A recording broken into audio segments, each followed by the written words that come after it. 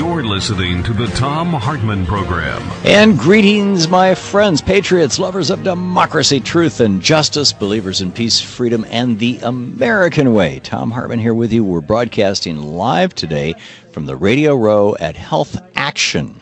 Health Action is a health care conference put on by Families USA here in Washington, D.C., and later on in the program, we'll be having, as we did yesterday, a number of fascinating guests on the topics of health care in the United States. But it being the first hour of our program, of course, it is Senator Bernie Sanders' Brunch with Bernie, our national town hall meeting where the guy that I think of as America's senator, although Vermonters know he's theirs, is on the line with us. Senator Sanders? Good to be with you, Tom. Hey, Bernie, it's great to have you with us. You know, you've been on this program for 8, 9 years, a long, long time.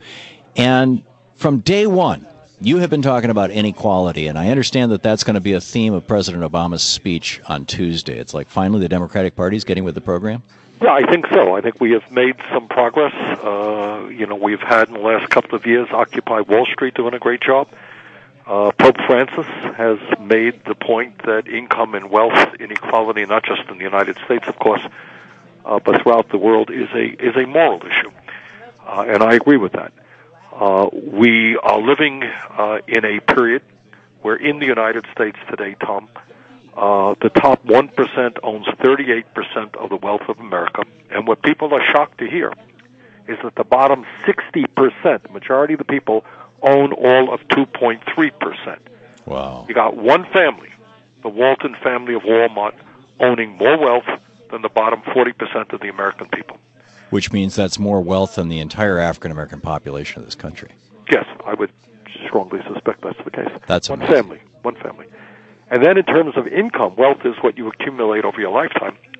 In terms of income, the last studies that we have seen from 2009 to 2012 tell us that 95% of all new income goes to the top 1%.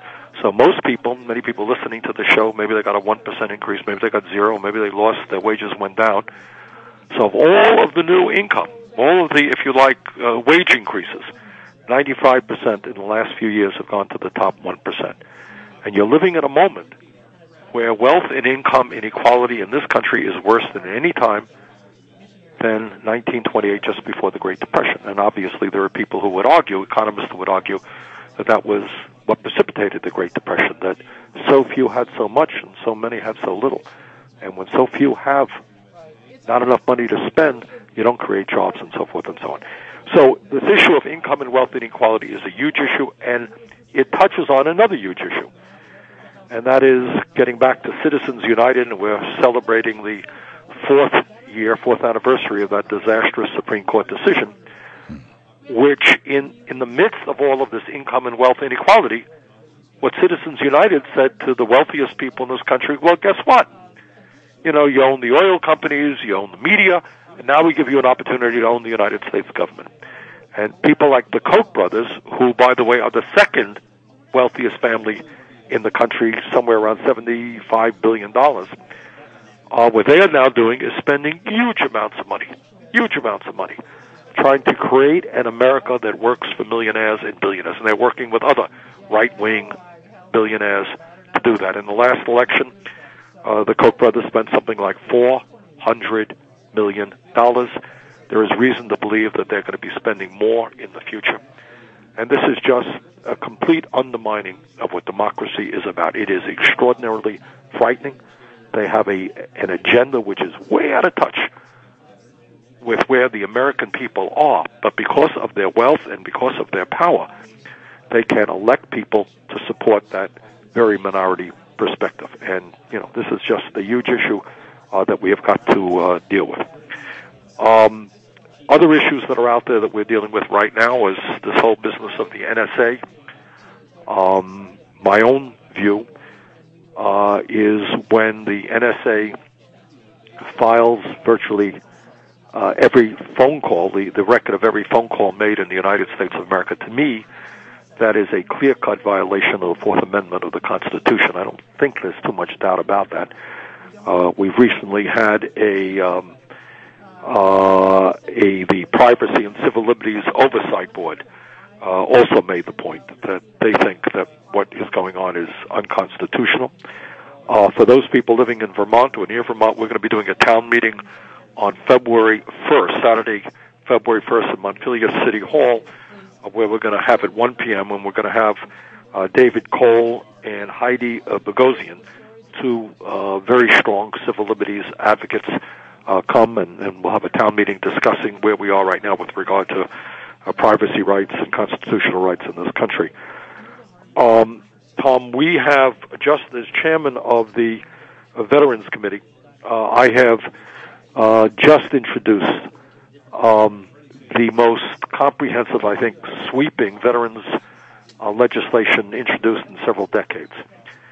And what this bill would do is not only address the unfair cutback in pension benefits for military retirees, but would also expand VA health care for our veterans, provide dental care for our veterans, make sure that we address the problems of sexual assault, that we protect veterans in the event of another shutdown to make sure that they get their disabled vets gets the checks that they need.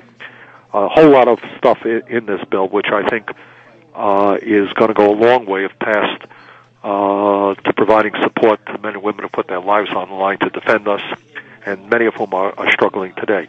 I'm very proud that this legislation has the support of every major veterans organization in the country, and I'm going to be working hard to see that it gets passed. So that's those are some of the issues. Oh, last but not least, obviously, is that when I get back to Washington on Monday night, I think we're going to be looking at, once again, the need to extend long-term unemployment benefits to those workers who have lost those benefits. And we're talking about 1.6 million workers who have been unemployed for long periods of time, who are having a very difficult job finding work, and who are now kind of, many of them are struggling quite terribly because they don't have any income coming in. So we want to see if we can get that bill passed. Our Republican friends are saying that, well, gee, they'd love to do it, but they need to cut from someplace else. Well, when Bush was president, they passed extended unemployment 5 separate times. It wasn't a political issue then, but apparently now that Obama's president, has become a political issue. I think that's unfortunate. And this issue about extending unemployment benefits, long-term unemployment benefits, is not just protecting some of the most vulnerable people in the country and their kids and their families. It is also protecting our economy, because if this 1.6 million people have no revenue, no income to spend, what the CBO tells us it will cost us about 200,000 jobs because they're not spending money in their communities, and reduce the GDP next year by about 0.2%. We also have on the pipeline the absolute need to raise the minimum wage. Right now, the national minimum wage is $7.25 an hour. Many states, including Vermont, have done better. But legislation has been introduced to raise the national minimum wage to $10.10 an hour.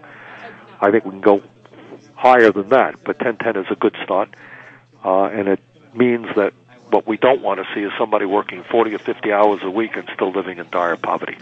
So this would not accomplish all of our problems, but it would take us a step forward. Yeah, definite step forward. Senator Bernie Sanders is with us. It's our Brunch with Bernie hour. We are broadcasting live from Radio Row here in Washington, D.C., from the Health Action Conference, Families USA. By the way, a quick shout-out to Davis Community Media, our newest affiliate, a cable system in Davis, California, which is also where the University of California, Davis is, serving that town and surrounding towns. Greetings. We'll be right back. This is the Thom Hartmann Program. It's always great when new radio or TV stations or cable systems pick up our show. We'll be back with more Brunch with Bernie. Check out Bernie's website, sanders.senate.gov.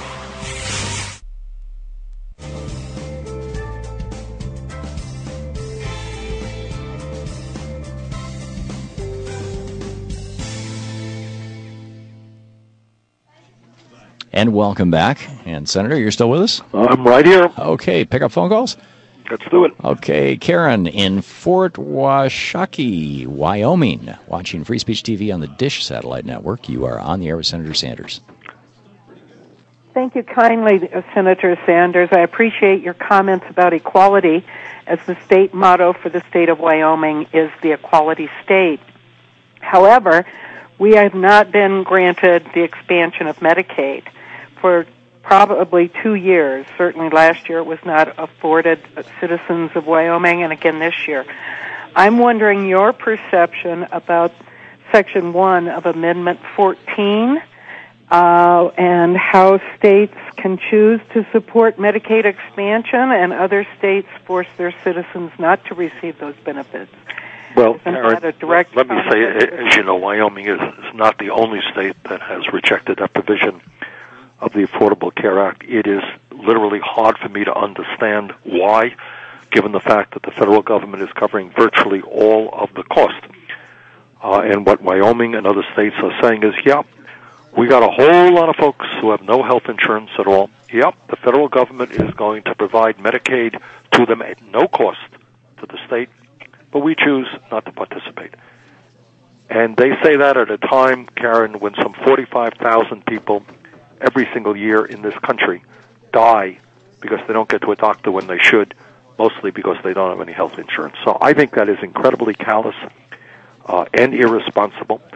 And I would just hope that the people of Wyoming and other states just organize and get involved politically to make sure that they change that decision. Now, having said that, I know Tom is at a healthcare conference. Let me repeat what I have said many times. I think the Affordable Care Act is a modest step forward. Many of the provisions in it originally came from Republican think tanks, conservative think tanks. I think we've got to go further, and I think we have to ask ourselves the question of why we are the only major country on earth that does not guarantee health care to all people as a right through a national health care program. And secondly, why we end up spending almost twice as much per person on health care as any other country. So I think expanding Medicaid in Wyoming and elsewhere is exactly the right thing to do, but we have got to go further, and we need, in my mind, a Medicare for all single-payer system which will provide health care to all people, and will do it a lot more cost-effectively than the current dysfunctional system. Bernie, we just have a minute. Apropos of that, yesterday I interviewed Wendell Potter, who used to be a senior vice president with one of these big insurance companies. He said that they are banding together to throw millions, maybe hundreds of millions of dollars into Vermont to stop the implementation of single payer. Look, that's what these guys do. Most of us believe that what you want out of a healthcare system is you want high quality, you want universality, everybody in it, and you want cost effectiveness. What these guys in the insurance industry and in the drug industry, the pharmaceutical industry want, they want an opportunity to make as much money as they can off of people's illness. And am I surprised that they will throw everything they can against Vermont's effort to pass a single-payer system? No, it doesn't surprise me at all. Yeah, it's distressing, though, to hear that. Senator Bernie Sanders with us as our Brunch with Bernie hour here on the Thom Hartmann Program. More of your questions for Senator Sanders right after this.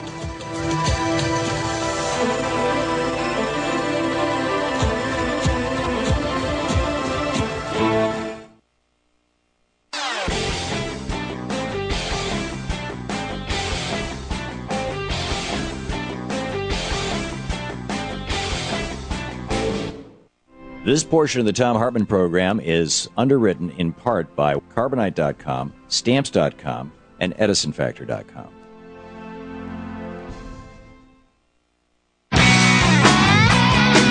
And welcome back. Thom Hartmann here with you, broadcasting live from the Health Action Conference at Families USA in Washington, D.C. And Senator Bernie Sanders with us. It's our Brunch with Bernie hour.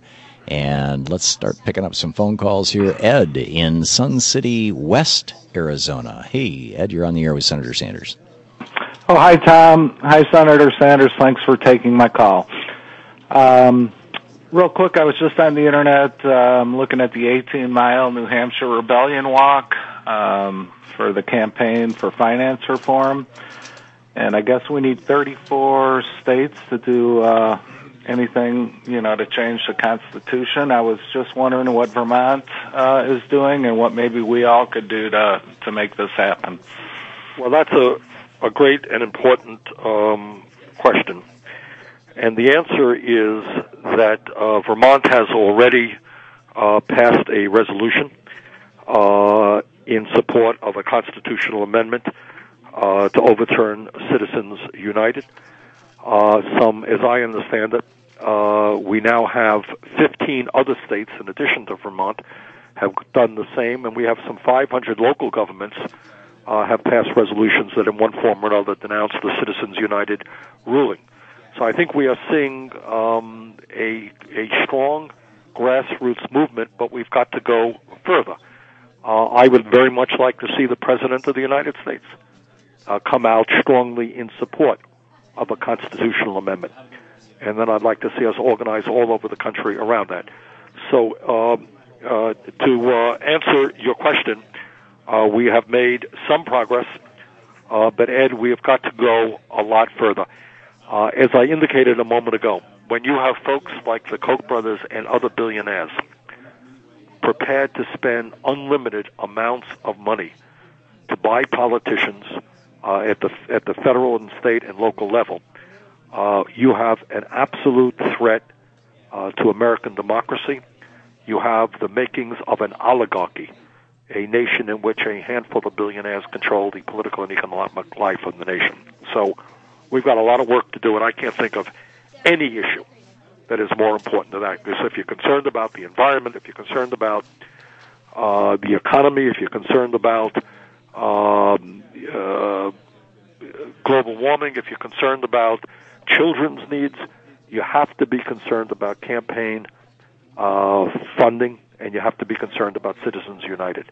Because if current trends continue, these guys are going to have so much power to buy and sell politicians that it is going to be very, very hard to have a government representing ordinary people. So it's a huge issue. It's the robber barons all over again. Guido in Chester, Vermont. You're on the air with your senator, Senator Sanders. Hi, Bernie. Thank you very much for taking the time out. I was just listening to your last comments, and I'm sitting here going, yes, yes, yes. Corporations make the laws in this country, not the Congress. As far as producing jobs in this country, what would be the tsunami against levying tariffs against foreign manufacturers to make manufacturing in the United States more feasible? Well, I think that's a great question. And the answer is the tsunami would be every major corporation in America, the Chamber of Commerce, the National Association of Manufacturers, the Koch brothers, and all of the billionaires who benefit from our disastrous trade policies, and that's NAFTA, CAFTA, permanent normal trade relations with China, and now the Trans-Pacific Partnership trade agreement is coming up. Bottom line here is that in the last, I believe, 13 years or so, we have lost some 60,000 factories. And as my fellow Vermonter from Chester, Vermont, knows that in our state in the last 10 or so years, we lost about a quarter of our manufacturing jobs, and that's true just all over America. And those were the jobs that paid middle-class wages. So what we have got to do is create a set of policies that say, okay, trade is a good thing.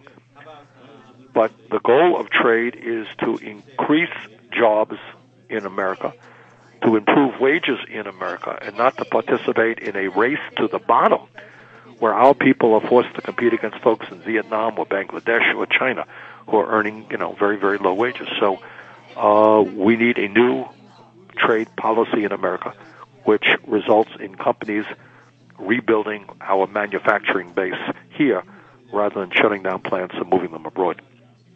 Howard in Hollywood, Florida. You're on the air with Senator Sanders. Senator Sanders, you left GATT out of your list. Oh, right. That's beside the point. I suggest that politics is marketing, and I suggest that the Democrats are the worst marketers in the world. I don't know why we are not having hearings on Edwin Meese shutting down the government. This issue would carry to the next election, And I don't know why we're not having hearings on the caucus room meetings, which Tom does a great video on.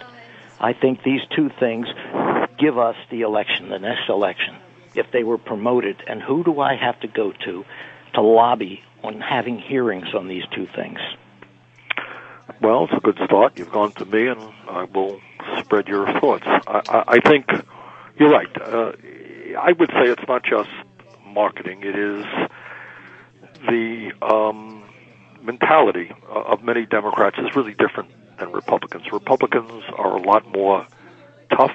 They're a lot more visceral. They're prepared to really go to the core and for their base. And Democrats, I think, often are, much more civic-minded. They're more genteel. They are more responsible, if you like. So Republicans are saying, hey, we're going to shut down the government. I don't care. This is what I want. Do away with the Affordable Care Act, or you don't make this cut, or hey, no problem. We're going to shut down the government. Or for the first time in the history of America, we're not going to pay our debts. And yes, it may lead to an international depression, a world depression, but hey, this is what we believe. And, Democrats are not as tough as that. But I think your point is well taken. I think Democrats have to sharpen their message and be tough. And the good news for the Democrats is what they believe in is a lot more consistent. You're listening to the Thom Hartmann Program. Call 866-987-THOM. More with Senator Bernie Sanders right after the news at the bottom of the hour. We'll be back. And check out Bernie's website, sanders.senate.gov.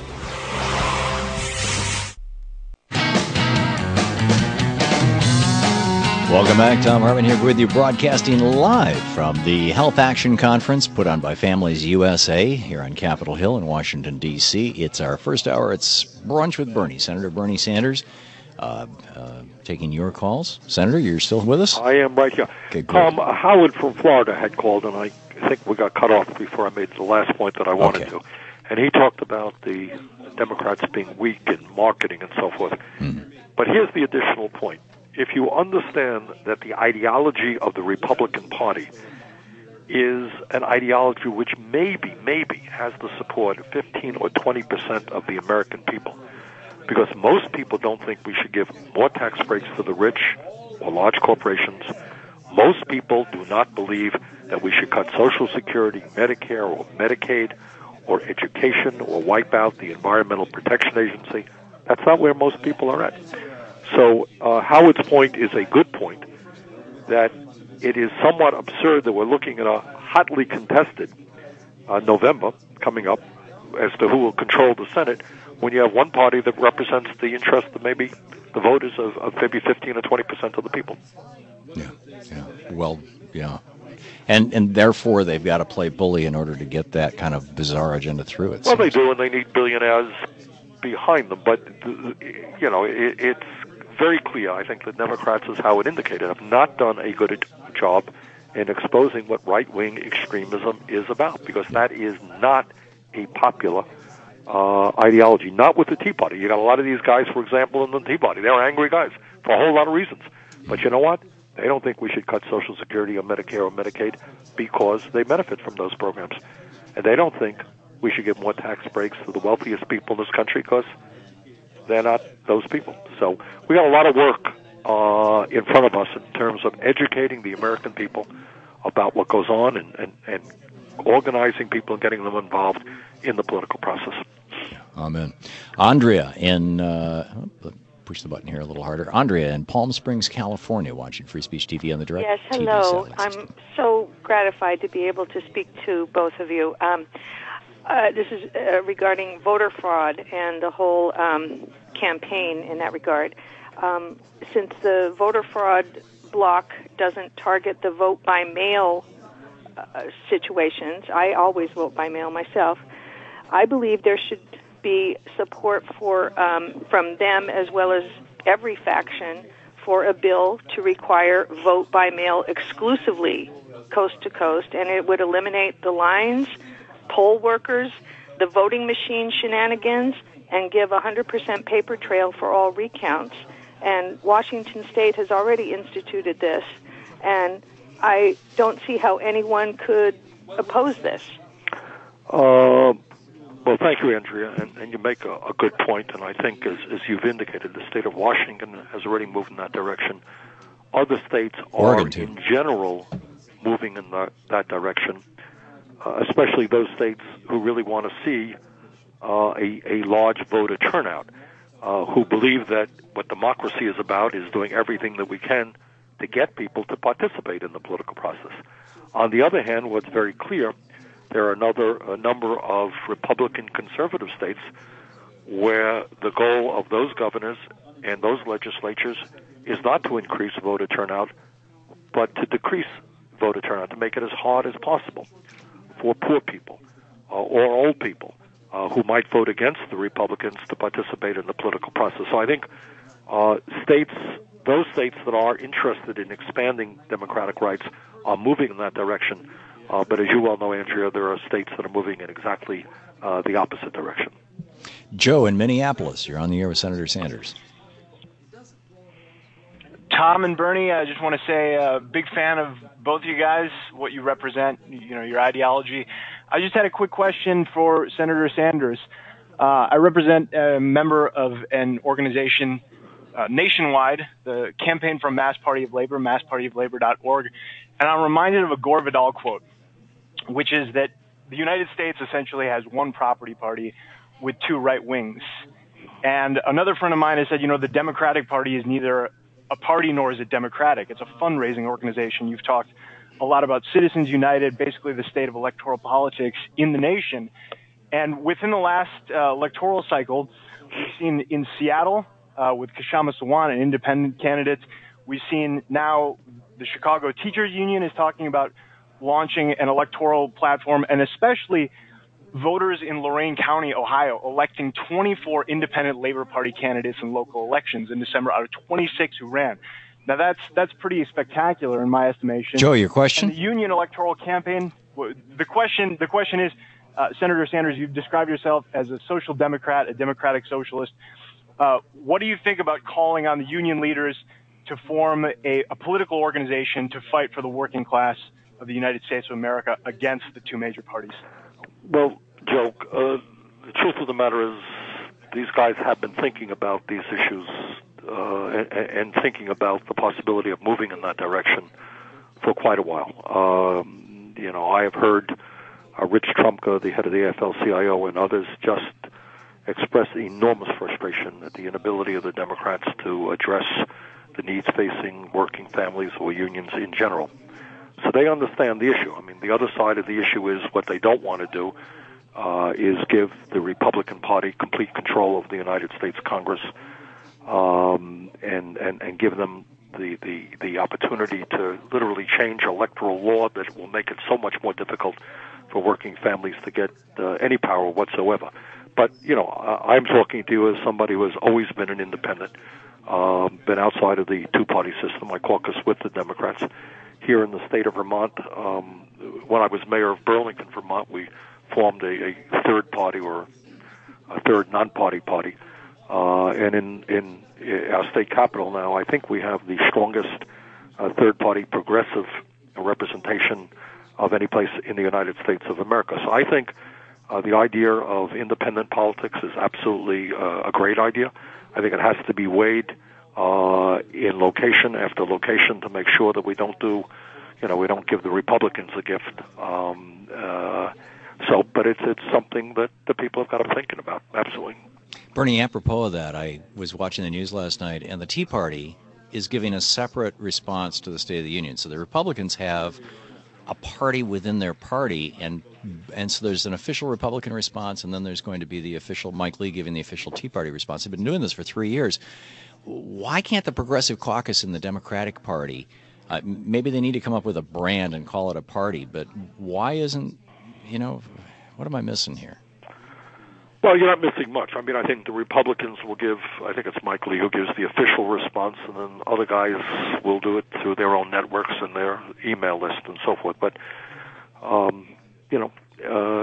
that's a good idea. I think we should be doing something like that. Okay. Corky in Hilton, New York. You're on the air with Senator Sanders. Hello, Senator. I'm curious about this TPP. is there language in there that says they will block any transaction tax on Wall Street? Well, Corky, the answer is I probably can't give you the answer. I don't know that anyone has seen it yet who's outside of a very limited group of people, mostly corporate leaders. The dangers of the TPP are they continue the disastrous trade policies that we've had for a number of years, which have led to a decline in manufacturing jobs in the United States as companies ship jobs abroad. The dangers are that they give corporations just enormous power over governmental decisions in terms of being able to override environmental issues and to protect the needs of corporate America. But I can't give you a specific answer to that right now. Marcia in Angier, North Carolina. You're on the air with Senator Sanders. Well, hello, Senator Sanders. And thanks a lot, Tom. You stole my question, which was, can the progressive Democrats get a response to the State of the Union since these guys just keep multiplying in their responses? So I'll ask you something else. Can you give us 1 year to prove to you that we want to get rid of this corporate influence in our politics by joining the Green Party, creating a fundraiser, and letting us run for campaign and collect for you from now until the end of this year? I feel that it won't affect the midterms because there's not that many Greens ready yet, and it won't affect the 2016 because if we're not successful, you can be out. We can all go back to being Dems. But give us a year. Go around and make speeches. People will support you. Let us see what we can do. Well, it's not a question of me having people do anything. It's people on themselves doing it themselves. Here in Vermont, people are doing it. They're running outside of the two-party system, and as we heard earlier, in other states, people are doing that. So I think, depending on the state, depending on the city that you are living in, depending on how progressive or not progressive the Democratic Party is, people should stand up and be prepared to move in any way they want, whether it's independence or Green Party or whatever else it may be. Isn't another option doing what the billionaires, they sent out all those videos back in 2010 to Republicans saying, become a precinct committee person, we're going to, as the Tea Party, we're going to take over the Republican Party to basically I think what you're going to find, Tom, is depending on the level of consciousness in a given state or a given community, there are different approaches. Certainly the bottom line goal is the involvement of more working people, more young people, more people of color in the political process. Right. Some would like those people to get into the Green Party. Other people would like to do it independent progressive politics. Some would like to do it in the Democratic Party. I think probably at this moment those decisions are going to be best made locally. See what works for giving voters. Makes perfect sense. Senator Bernie Sanders with us. Brunch with Bernie on the Thom Hartmann Program. You're listening to the Thom Hartmann Program. Visit ThomHartmann.com for audio and video archives. And check out Bernie's website over at sanders.senate.gov. It's a great news site. Plus, you can sign up for his newsletter, The Bernie Buzz.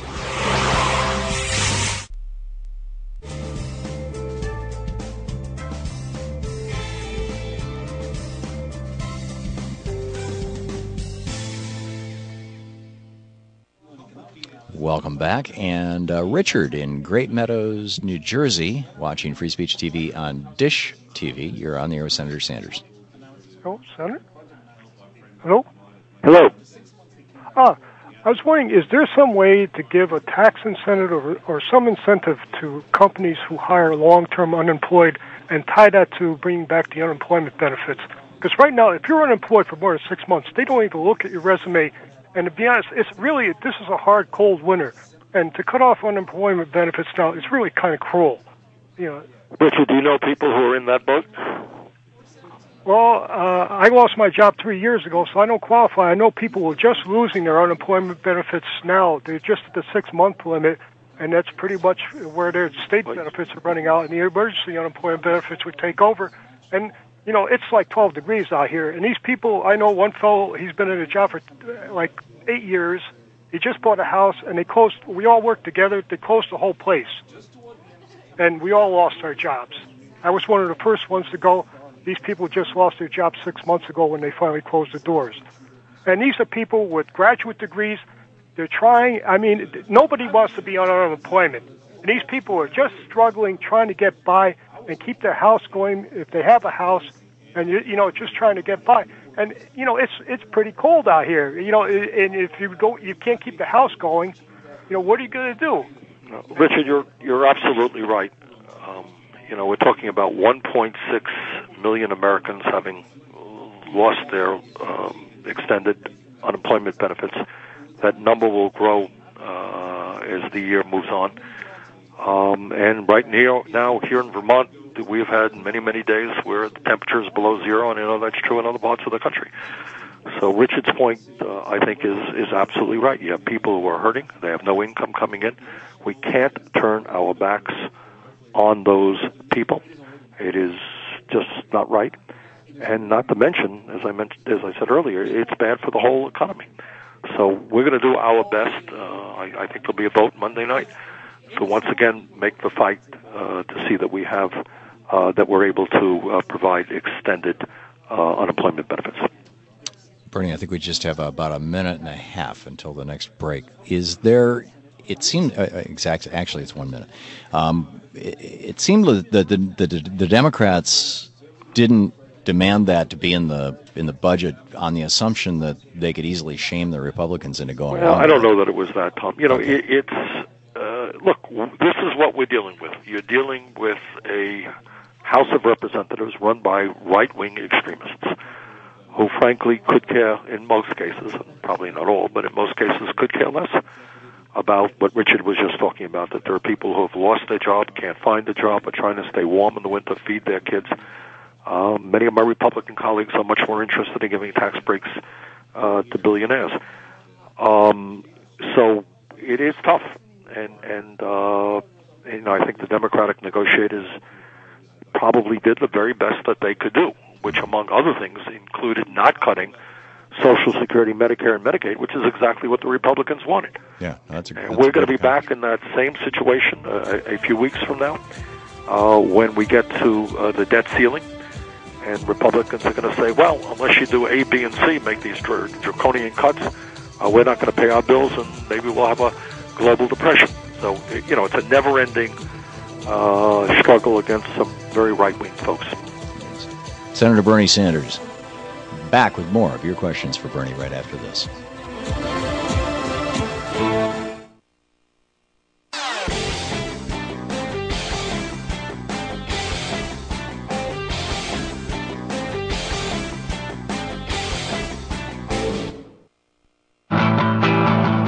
Thom Hartmann broadcasting live from Health Action, the health conference put on by Families USA here on Capitol Hill in Washington, D.C. We're live from Radio Row, thus all the noise in the background.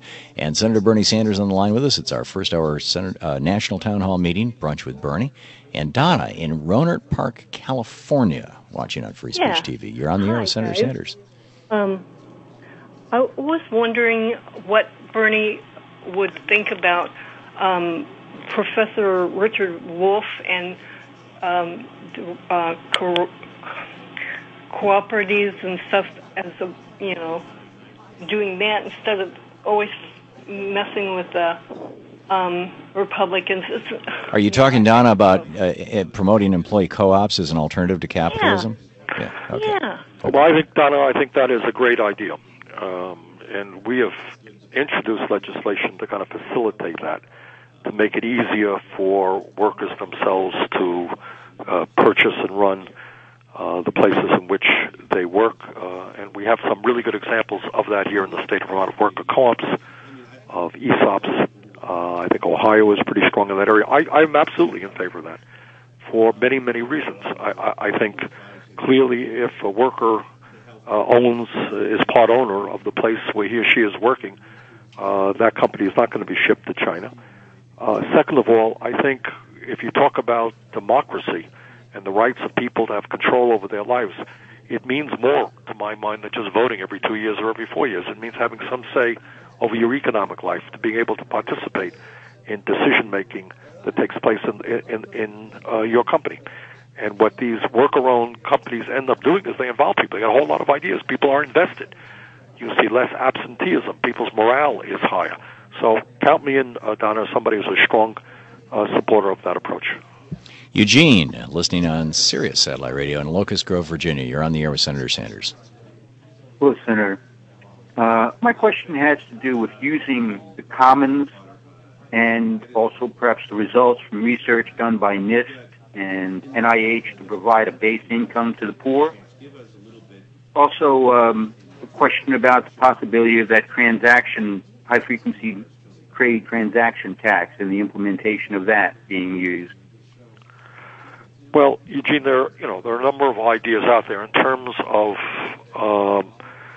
a transaction fee on the sale of stocks. I support that. I think it is a progressive. I think if you exempt, the little old ladies who own a few shares of stock and the small stock owners, you can do two things. Number one, you can raise a significant amount of revenue depending on the rates that you establish. And second of all, you can dampen the type of speculation that has been so rampant in recent years. So I'm strongly in favor of that. Your second part of your question, a base income for the poor, I think there are many ways that we can approach the issue. But number one, what we do have to establish is we have more people living in poverty today than any time in the history of the United States, 46.5 million, that we have the highest rate of childhood poverty of any major country on earth, that as the middle class disappears, many working people who have lost decent paying jobs and are now working in Walmart's or McDonald's are now in the ranks of the poor. And we have, in one way or another, to make sure that every person in this country at least has a minimal standard of living in which they can raise their kids with dignity, give their kids the opportunity to have a decent education. So your point is a good point. I mean, different people have different approaches, but we simply cannot turn our backs on a growing number of folks who are living in desperate poverty. Mike in Chicago, listening on WCPT. You're on the air with Senator Sanders. Yes, Senator Sanders, I want to talk about something that's not talked about, Afghanistan. We've been here 13 years, well over $1 trillion spent, let alone the dead Americans and mentally disabled and physically disabled Americans coming back. That will cost trillions of dollars to care for them the rest of their lives. The Karzai government is corrupt. They're growing heroin like crazy still. And Obama wants to keep troops, military advisors, 20 behind. Mike, your cell phone just croaked, but Bernie, you want to respond to that? Well, I think Mike makes some good points. He is right. When we went into Afghanistan, the perception was that it would be a short war. We would overthrow the Taliban, establish a democratic government, bring our troops back home. Well, it hasn't quite worked out like that, and I think Mike's further point about the real damage done by this war to the men and women who serve in the U.S. military is absolutely right. I'm chairman of the Veterans Committee, and I can tell you that we're dealing with tens and tens and tens of thousands of young men and women who are coming home with traumatic brain injury, with post-traumatic stress disorder. And he's right. No one knows exactly, but the estimate for the cost of both the wars in Afghanistan and Iraq are somewhere between $3 and $6 trillion.